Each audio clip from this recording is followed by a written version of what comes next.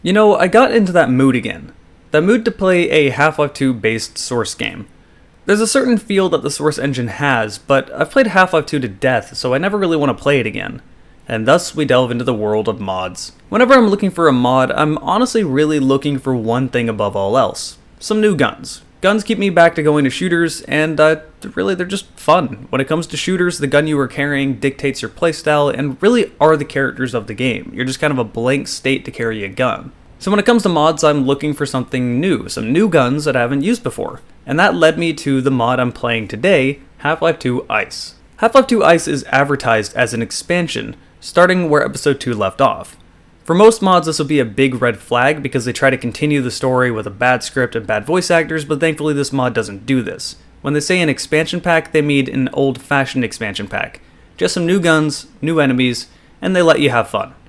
In a way, it really does feel like an expansion pack to me. It reminds me of Opposing Force and Blue Shift specifically. As you can probably tell by the name of this mod, it happens in a colder environment, the Arctic. The mod starts in the same room that episode 2 ended with G-Man practically throat singing at you. I really don't know why they did this, but he's interrupted pretty quickly by the Vortigons who pull you away from him, and now you're in the Arctic. That's it. That's basically your setup. There's not really anything more to it. There's a little bit more dialogue for the next 5 minutes or so, but other than that, they give you a gun and then they just let you go into the game, and I'm completely okay with this. Keep in mind, mods do not have the best production value, and it's best to deal with what you have. I see a lot of mods being overly ambitious and failing horribly because of it, but this mod never really does that. That's not to say it's a short mod and isn't very good. It's around 3 hours long, so for a mod that's pretty decent. But it's not over the top, and they definitely didn't try to do too much. In fact, the production value feels like your standard Half-Life 2 mod. If anything, it almost reminds me of a Halo 1 mod when it comes to the animations and whatnot. In fact, I had a lot more fun with this mod than I was anticipating, probably just because there was so much new stuff. Everything has been changed. The only weapons that have returned from Half-Life 2 are the crowbar, so a standard melee weapon, and the SPAS 12 shotgun. But you get another shotgun later on in the game as well, so there's a new shotgun and the old shotgun. The SMG does see a return, but the model is different with the grenade launcher being larger just to make more sense, and you can dual wield it, which is pretty awesome, so it's not really the same weapon. And the same thing can be said for the enemies. There are very few returning enemies.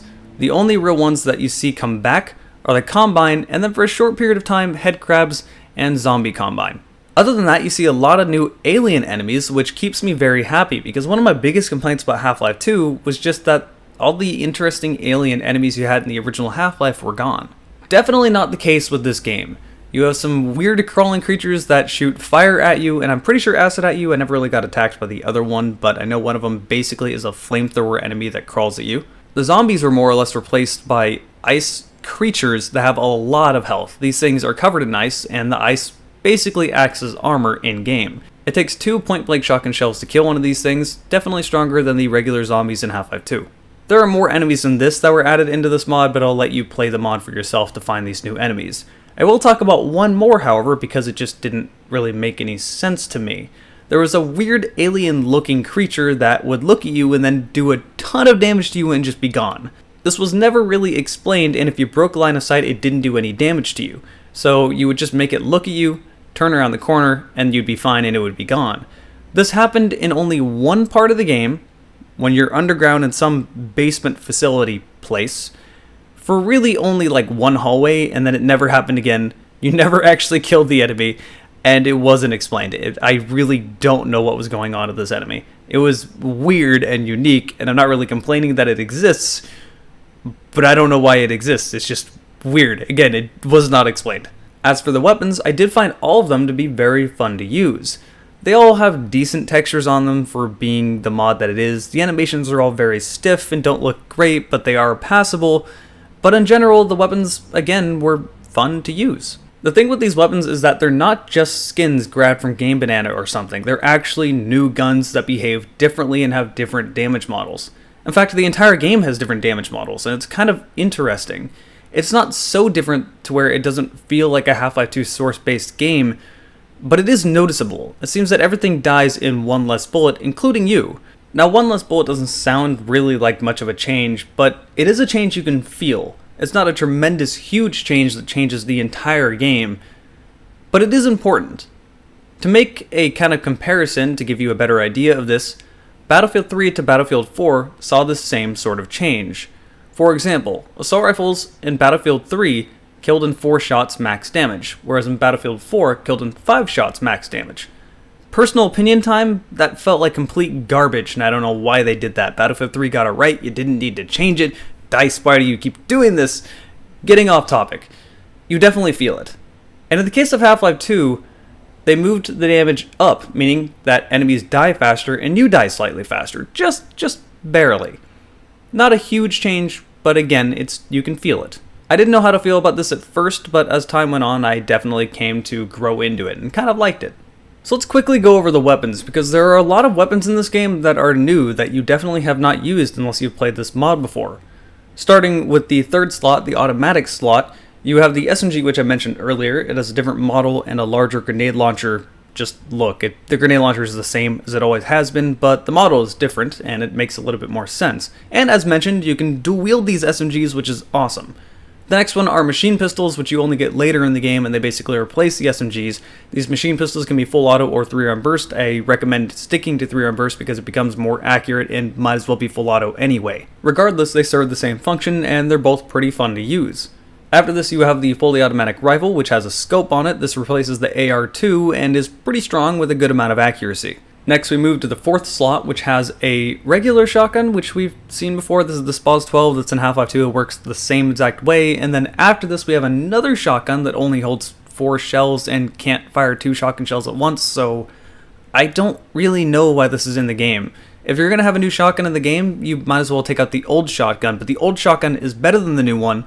So why would you use the new one? I don't really know why it's there. It looks pretty at least, but I don't know. It's just a little confusing. Also, it has a scope on it because, I don't know, you want a scope on your shotgun so you can see people at long range but not be able to shoot them at long range. Why not? Replacing the crossbow is the Harpoon Gun, which is cool in concept because it fires fucking harpoons at people, but is also not as useful as the crossbow because it doesn't scope in and doesn't really work as a sniper. It is strong, it does kill people in one shot, so I don't know, I'm not complaining. Firing harpoons at people is pretty awesome. Moving along, the grenades haven't really been changed. They're still the same grenades. Same thing with the rocket launcher, but you only get it at pretty much the very end of the game for one specific fight, and that's basically it, so not really a whole lot to talk about there. The gravity gun does come back, although it's entirely reskinned and has different sound effects for it, and the maps aren't really as populated with props as core Half-Life 2, so you'll never really use it. It honestly is just sort of in your inventory, and you'll forget about it. And last but most importantly, not least, the pistol. Oh man, the pistol. This pistol is as overpowered as what we saw in Halo 1's multiplayer. This thing is so good. Just to give you an idea of how strong this pistol is, let's compare it with the core Half-Life 2 revolver. The core Half-Life 2 revolver on normal difficulty will take 2 shots to a Combine's body to kill them and 1 to the head to kill them. This pistol will kill them in 1 shot no matter what you do, and it holds 18 rounds in the mag. You can't exactly spam it, but it does fire fairly fast, roughly about the same fire rate as the revolver does, so you effectively just have a better revolver as far as video game mechanics go. Like, it's seriously really good. You probably won't run out of ammo with it, and although you can't really spam it like the automatics, it just is a very good gun. It basically is the equivalent to a Desert Eagle, but with 18 rounds in the mag. That more or less is what it feels like. Although honestly what it reminded me of more than anything else is once you upgraded the pistol in Urban Chaos Riot Response, if anyone remembers that game. I'm pretty sure I'm forgetting a few weapons, but too long didn't watch. The weapons are actually really fun to use, although they have kind of stiff animations, and the textures are okay, although not being the best things in the world. They look passable, the animations are passable, they're all unique and feel different, and it gives a new sort of take on what we usually get out of Half-Life 2. And really that's the biggest selling point of this mod, is just that there are new weapons and new guns. So it forces you to play differently. It gives you a new experience that you cannot get with any other mod. It's unique and it really stands out. To coincide with both the new weapons and the new enemies came the map design in this game, and it's not groundbreaking or amazing, but it clearly has been playtested. I rarely got stuck in this mod, and when I did, I felt kind of stupid once I figured out where I was supposed to go, just because I didn't pick up a keycard at one point or something like this. That's the only time it comes to mind. So typically you're not really going to get stuck, and the map design is actually done pretty well. It clearly was playtested enough to make sure people were going to know what to do. Again, it's not flawless, but it's definitely better than the vast majority of mods. And really, that's just kind of it. All this mod really sets out to do is give you some new toys to play with and some new enemies to shoot, and about a 3-hour long campaign. Like it describes itself, it's an expansion pack, and, well, it feels like that. It really reminds me of one of the Half-Life 1 expansions. And so it's not really surprising that I had a lot more fun to this mod than I thought I was going to. Especially since I didn't even know what this was until only about a week or so ago when I found it. And so it's not really that surprising to say if you're looking for a Half-Life 2 mod to play for a few hours, then go ahead and check this one out. It'll last you 2.5 to 3 hours long, and it will be pretty enjoyable all the way around, just to see what crazy new things are going to be thrown at you. I mean, really, some of these enemies are... oh man, they look pretty interesting, and I can't really even fault it for that, even though they can look sort of bad. They're just so weird that it has an odd vibe that I just love it for. Just to give you an idea of how quirky this mod can be at times, take this situation where I empty a cave and I find myself with some calm, peaceful music playing and a bunch of penguins everywhere. There's literally nothing else to this. There's just penguins. They don't need to exist. There's no reason for it. And they just move in such a goofy way. And there's no reason for this to be as silly as it is, but holy shit, it's so entertaining to me. I don't know why. Just look at it. What is this? They're just getting really angry and loud.